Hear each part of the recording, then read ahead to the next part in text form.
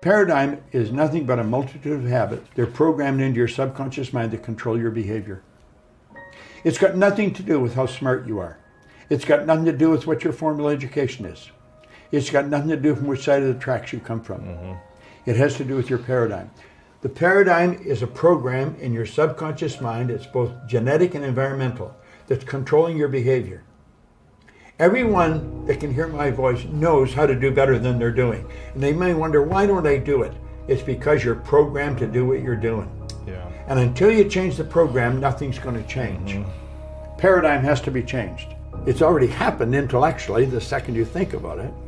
It's already happened emotionally when you're emotionally involved with it. So it's only a period of time until it manifests in physical form. But because it's not in physical form, we act like we haven't got it yet. That's why most people stay stuck, because they're acting like they haven't got it yet. So you see yourself, your imagination, you got to be that person. Goethe said that, great philosopher. He said, before you can do something, you first must be something. So you've got to be it intellectually. You've got to be it emotionally. It's like Solomon says, as a person thinks in their heart, the emotional mind. Well, it's only a period of time then until it manifests physically. That's one of the first laws of the universe, is the perpetual transmutation of energy. Energy is moving into form, always. So we cause it all to happen the way we think and the way we stay locked into ideas. I think you build the image of what you want, but everything you create twice. Once in here, once out here. So we have to see ourselves with what we want here. Now we've got an enormous deterrent in our paradigm. We're conditioned genetically and environmentally, and that conditioning is controlling most people's lives. That's why brilliant people are broke. Brilliant people are unhappy. Brilliant people never really accomplish very much. They're absolutely brilliant, but their paradigm is controlling them. And then there's environmental conditioning. We know almost all welfare recipients are fourth, fifth generation welfare recipients. So this is passed down from generation to generation. Now, unfortunately, we're all exactly the same. We got exactly the same potential. Our spiritual DNA is perfect. But that perfection never expresses itself properly because of this paradigm. It's conditioning in our subconscious mind. You see so many brilliant people and they don't make it. We have perception, the will, reason, imagination, memory, and intuition. They're the faculties that make us separate from everything else. Like, all the other little creatures on the planet are completely at home in their environment. We're the only creature that's totally disoriented in our environment. And that's because we've been given the faculties to create our own environment. But we've never been taught how to use. When John Kennedy asked Dr. Wernher von Braun what it would take to build a rocket that would carry a person to the moon, bring him back safely to Earth, von Braun said, he answered him in 5 words. He said, the will to do it. Many people would hear that and don't really understand what he said. The ability to hold that picture on the screen of your mind and nothing else. Because the will is what gives you the ability to concentrate. Energy flows to and through you. Through concentration, you increase the amplitude of vibration when the energy leaves you.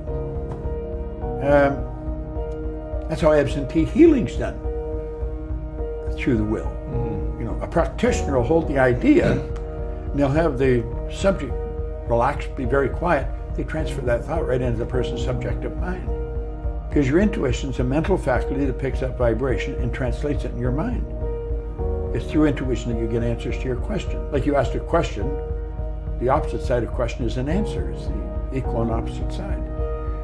So our answer comes with our question, but we're not tuned in to pick it up. You know, like every question is an answer. Well, the imagination, of course, it's everything. So you get these higher faculties and you get using them, and I started to learn how to use these. And I started to see that we've got so much going for us that we never hear about. School doesn't teach us. Our parents don't teach us. You go to work for a company, they don't teach you. So the odds of learning it are really slim, you know. And it's the reason there's so few people that really are successful in life. There's all kinds of material around in success. My goodness, there's more around today than there's ever been. Concentration increases amplitude of vibration. There's a power flowing to and through us all the time. It never stops. You can photograph the energy leaving the body. Well, concentration increases it, makes it more powerful. So whatever you concentrate on, you're giving more energy to. Emerson said the only thing that can grow is the thing you give energy to. So as you start to learn how to utilize these higher faculties, you start to learn how to improve the quality of your life. And you start to see why you're God's highest form of creation. Intuition is a feeling that you pick up. Intuition reads feeling. Feeling is conscious awareness of vibration. So you're reading vibration. Vibration is a natural law of the universe. Like your body vibrates. Come to a rather strange fact. We tend to minimize the things we can do, the goals we can accomplish, and for some equally strange reason, we think other people can accomplish things that we cannot. If I want to be free, I gotta be. And I was watching him and thinking, my God, this guy's so good. If only I could do that. I could never do that. All of a sudden, that record of Earl started to play in my head. Now right here, we come to a rather strange fact. We tend to minimize the things we can do, the goals we can accomplish. And I thought, damn, that's what Earl means. The paradigm can only be changed one of two ways. One is an emotional impact and repetition, constant spaced repetition. So you take this affirmation of thing I want to change, and you've got to keep repeating it to yourself. You've got to keep seeing it through the repetition of it. Pretty soon it becomes fixed in your mind.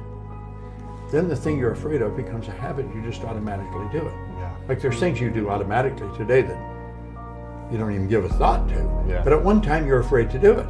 Sure. So I think that's how you keep changing. Thought is a very powerful, thought is the preamble to everything. You think on frequencies. Now this has to do with goals. When you set a goal, you have to flip your brain onto the frequency that the good that you desire or that you need for that goal is there. So most people don't make the decision because they don't know how to get it. You don't have to know how to get it. That's why von Braun said when Kennedy asked him how to get to the moon, the will to do it. You're going to make the decision. You don't make the decision when you've got enough money or when you've got all the resources. You make the decision.